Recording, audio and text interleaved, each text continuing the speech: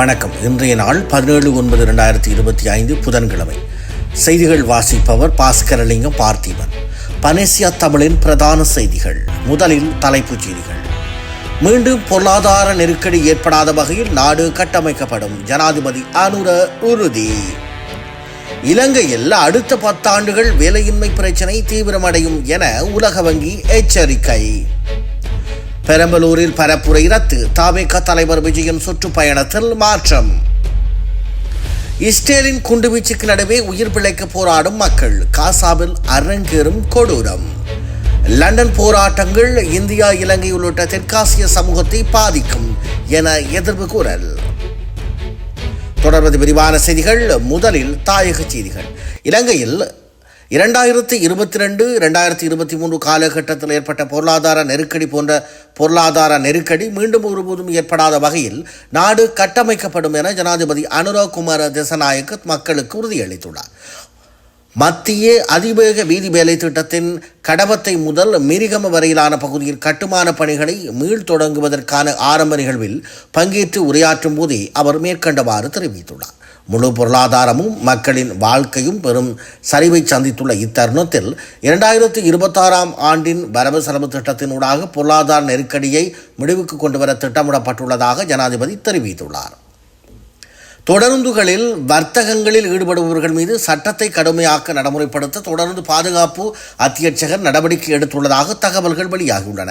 வர்த்தகம் என்ற பெயரில் திருட்டுக்கள் இடம்பெறுவதாக தொடர்ந்து பயணிகளிடமிருந்து வரும் முறைப்பாடுகள் அதிகரித்துள்ளதை அடுத்து இந்த நடவடிக்கை முன்னெடுக்கப்பட்டுள்ளதாக தெரிவிக்கப்படுகிறது.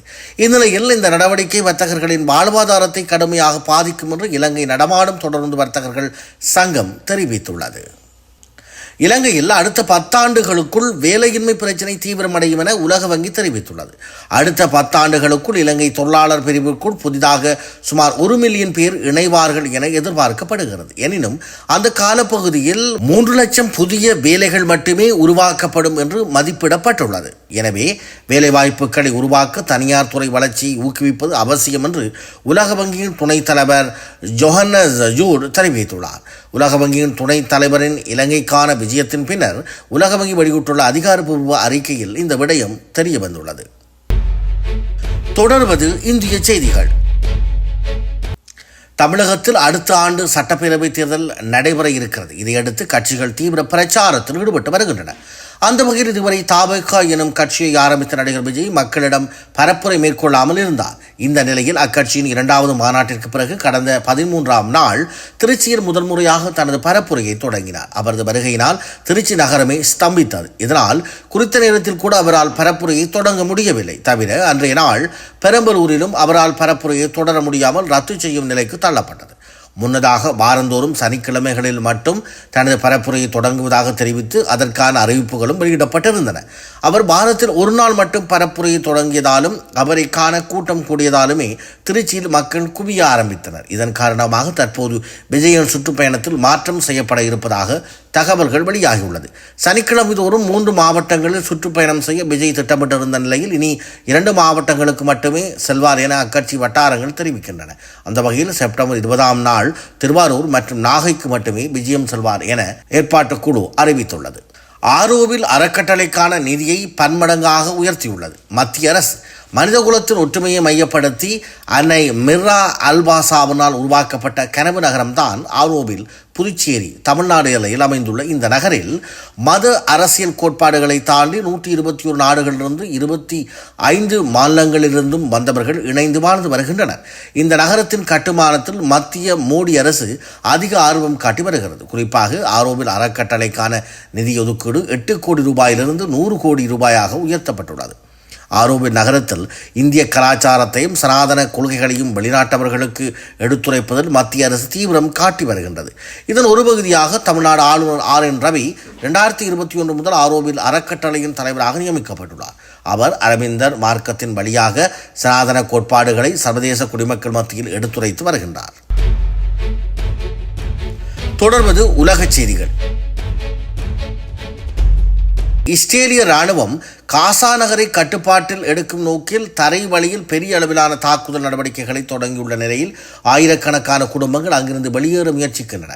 காசா நகரின் ஜெக் ரத்வான் பகுதியில் சேர்ந்த 3 குழந்தைகளின் தகான 32 வயதான லினா அல் மக்ரேபி ஆபத்து இருந்தும் வீட்டை விட்டு வெளியேறாமல் இருந்தார். ஆனால் ஒரு இஸ்ரேலிய அதிகாரி தொலைபேசியில் தொடர்பு கொண்டு உடனே வெளியேறுமாறு உத்தரவிட்டதனால் அவர் இடம்பெயர வேண்டிய சூழ்நிலை ஏற்பட்டது. இடம்பெயர்வதற்கும் கூடாரம் வாங்குவதற்கும் என் நகைகளை விற்க வேண்டி வந்தது எனவும் அவர் கவலை தெரிவித்துள்ளார்.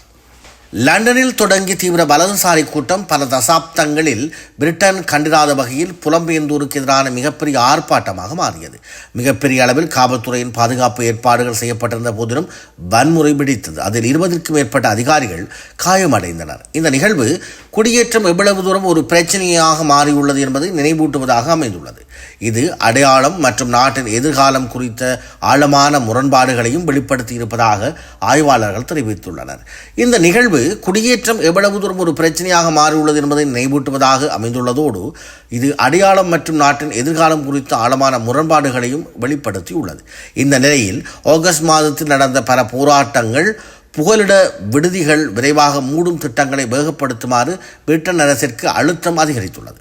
பிரிட்டனின் புலம்பெயர்ந்த சமூகத்திற்கு குடியேற்ற எதிர்ப்பு உணர்வுகள் வெறும் குரலாக இல்லாமல் மத்திய அரசியல் பாதையாக மாறிவரும் சூழ்நிலையை சமாளிப்பதே பெரும் சவாலாக மாறியுள்ளது. இவ்வாறான லண்டன் போராட்டங்கள் இந்தியா, இலங்கை உள்ளிட்ட தெற்காசிய சமூகத்தை வெகுவாக பாதிக்கும் என எதிர்வு கூறப்பட்டுள்ளது. இத்துடன் பனேஷ தமிழின் பிரதான செய்திகள் நிறைவு பெறுகிறது. செய்திகளை உடனுக்குடன் தெரிந்து கொள்ள பனேஷ தமிழ் நியூஸ் வலையொலியை சப்ஸ்கிரைப் செய்யுங்கள். நேரலையில் www.panishatamil.tv என்ற இணையதளம் வாயிலாக தொலைக்காட்சி பார்வையிடலாம்.